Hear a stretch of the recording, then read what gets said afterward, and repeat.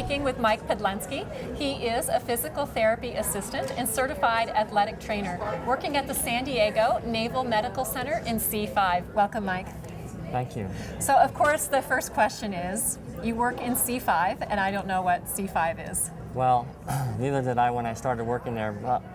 We all thought it was C5 vertebrae, but but it actually stands for Comprehensive and Complex Combat Casualty Care. It's a mouthful. Yes. So you're not working with small injuries then? No, we work with multiple injuries, combat injured, polytrauma patients that are involved with car accidents, motorcycle accidents, could be involved with jets, work with people that have ejected from jets going Mach 1, so pretty severe injuries. So when you say severe injuries, are you talking about crush fractures of the spine, or what kind of injuries? Almost anything you can imagine. Most of the men and women that I work with are injured on foot. Usually they step on an IED or improvised explosive device. Quite often they'll lose a leg or two legs or an arm. And a lot of times that involves spine fractures, compression fractures, traumatic brain injuries, vestibular issues. It just goes on and on. So we deal with multiple injuries, and we have to kind of work with the puzzle that we have. And that sounds, it sounds like a puzzle. It yes. sounds like you're working with a lot of layers. Is that correct? That's correct. And many times we have to pick out what we can work on at the time. And then as that improves, we can go on to the next layer. Okay. That's probably a good idea. So you find you're able to heal one layer satisfactorily or to a certain degree, and then you're able to move on to something else. Yes, I think that would be correct. And it involves, a lot of times these patients involve multiple surgeries. And so sometimes you're working on them and then they have another surgery and then the whole picture changes again.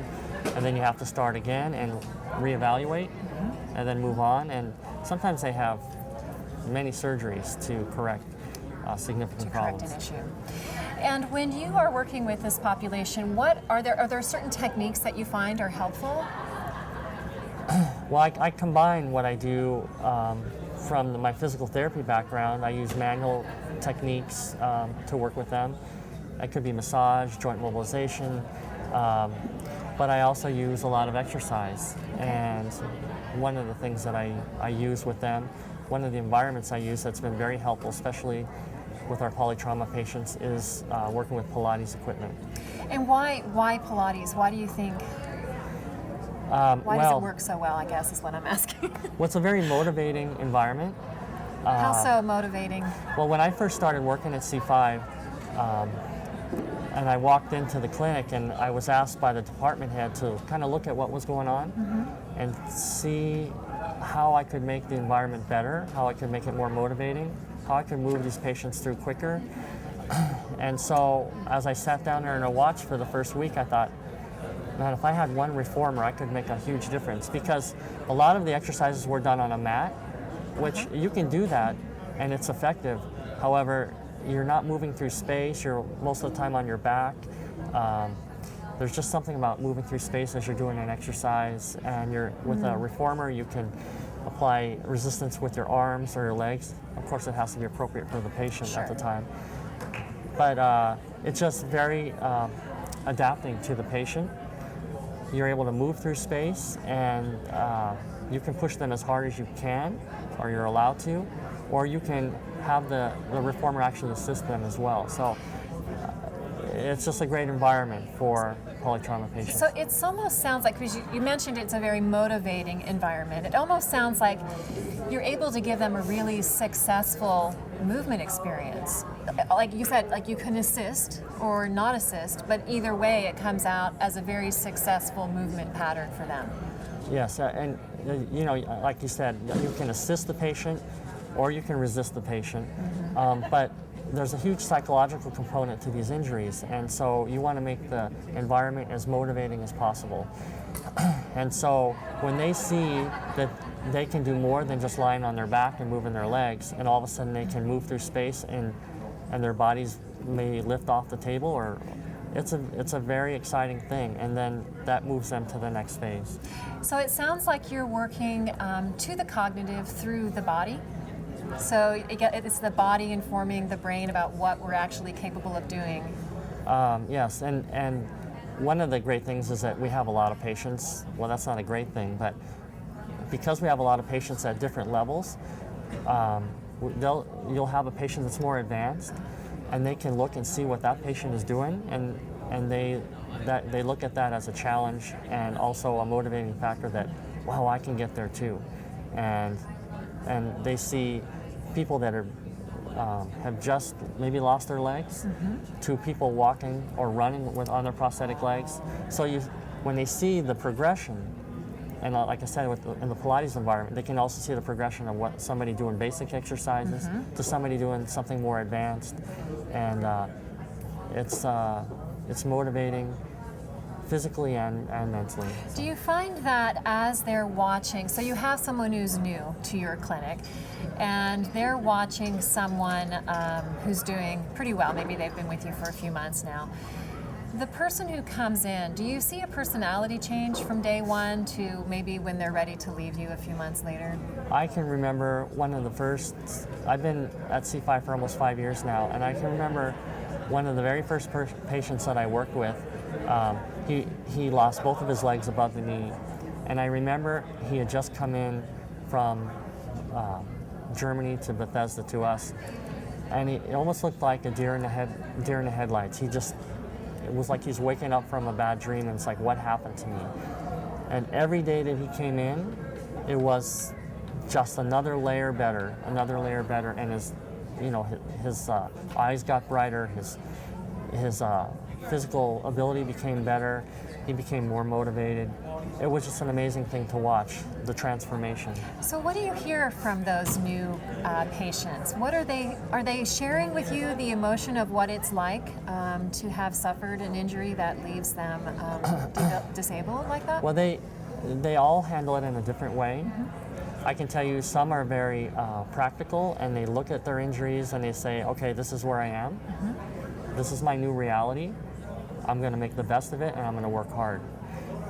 And then other times, they don't always look at their reality as clearly, and sometimes they kind of deny what's happened to them, and they push really hard, and then all of a sudden it hits them, and then sometimes they have a mental dive for a while until they come back out of it. Okay. So it's all about facing the reality and realizing what your challenges are going to be, and realize that you can, and I've seen this happen so many times, you can overcome the challenges, and there's help out there to do that. And what do you think it is that gets those patients over that challenge? Is there a common denominator there? Well, or is it different? I have to say, I work with some pretty incredible people. I work with mostly Marines, quite a few Army soldiers, and some Navy, but they all tend to have this drive to get the most out of life and to do well and to get back to what they were doing before. And some just have that innate drive. Some maybe are motivated by their faith or family. A lot of times they have a lot of family around, and so each person kind of gets that drive differently, but they all tend to, 99% of them tend to get there. They have that drive. They have the drive, yeah. And the motivation for that drive might be slightly different, yes. But it's a very personal. And a lot of times if they have a goal, as soon as they have a goal and they know what they want, then they have such a drive that they're going to do anything to get it. And is that part of your work with them, helping them find a goal? When they first come in and they're evaluated, we talk to them about what do they want to get back to? What do they want to stay in the military? Do they want to get out? What kind of sports they want to get back to? What they want to be able to do? And when they know what their goal is, and I have some examples if you want, but if they know what their goal is, it's much better because it's not like you're wandering around just saying, oh, I feel a little bit better today or not. It's like you have that goal and you have a drive and you have a target to shoot for. I would love an example. All right. So, for example, I had one patient who lost both of his legs in Afghanistan by stepping on an IED. Also had some associated upper extremity injuries on one side. And he was so driven, and when he first came in, I worked with him for quite a while with Pilates because that's where he could work the hardest. Okay. Once they get their legs, they tend to do a little bit less. Once they get their legs, meaning? I should say, the way we work is that if you lose both legs above the knee, the first legs that they get are called shorties, okay. At least in our department. And they're legs without any knees. Okay. And then they walk around with them, and it helps their legs get used to the force of a prosthetic. Okay. It also helps their core to get stronger because they're walking again. And then they get a little bit stronger, the legs get a little bit more used to the prosthetics. We keep working them, and then they move to knees. And then eventually they move to running legs. So when you say shorties, are they literally quite short? It's just they're putting short. the pressure on they're joint, basically legs without knees. Okay. So it'd probably be as long as your femur would be with a little platform at the bottom. I see. Okay. But anyway, this patient, he just wanted to be better yesterday. And so he pushed himself. Just once he got his legs, he was on his legs a lot. Once he was strong on his legs, he went back to his command, kept working out, and 6 months ago, he returned to Afghanistan. And this patient was running 5 to 7 miles on his running legs on trails. And this is an above-the-knee, a patient with above-the-knee amputations. Just an amazing individual. So the sky's the limit. I mean, it's like you're limited really by your intention, your mental drive. It must be very rewarding for you then to see these changes in capabilities and personalities. It's a very rewarding environment. I'm inspired by the patients that I see every day, and they drive me to think outside the box per se, because when you're working with patients in the Pilates environment and they don't have legs, or they have one leg, or they have a fracture on one side, or you have to look at what you can use, and you have to develop the exercise program around that. And but basically, you see them progress, and you see that they just keep pushing themselves. It's very inspiring. So it's a very creative process on your end. You're not having someone come in and perhaps they have the same exact issue that your last patient did. We're not working with them the same way. Not every patient has a different issue. Most Pilates studios, people walk in, they have 2 legs and 2 arms. With us, we have guys that come in, or women that come in and they have maybe one leg, maybe they don't have any legs, maybe they don't have a femur at all, maybe they have fractures that you have to work around. Sometimes we also get what we call HO issues. Heterotrophic ossificans is a situation that happens with traumatic injuries. And what it's a random bone growth. Okay. And so they'll get like bumps on their bones. Okay. And so the prosthetists have to be very creative in taking the pressure off of that. To make it stop growing that way. Well, not to make it stop growing, but take the pressure off of the new bone growth, because it's very painful.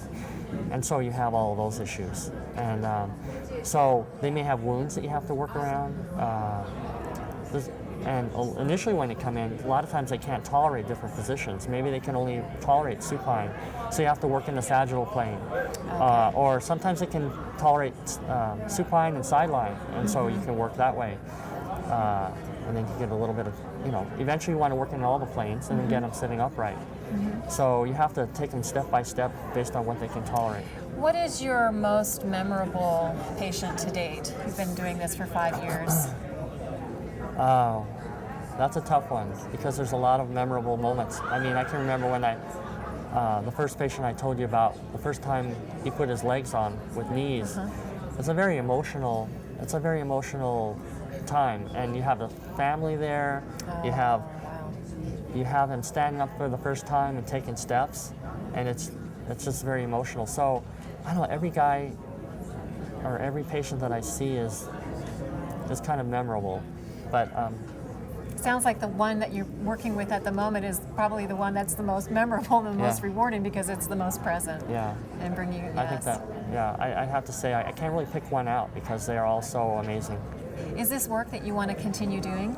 I hope so. I love what I do, and I love being able to use my knowledge of physical therapy, my knowledge of Pilates, and combining that and taking these guys to the next level. So a lot of people might say, well, this sounds like really draining, exhausting work. Do you feel that way, or is it energizing, inspiring?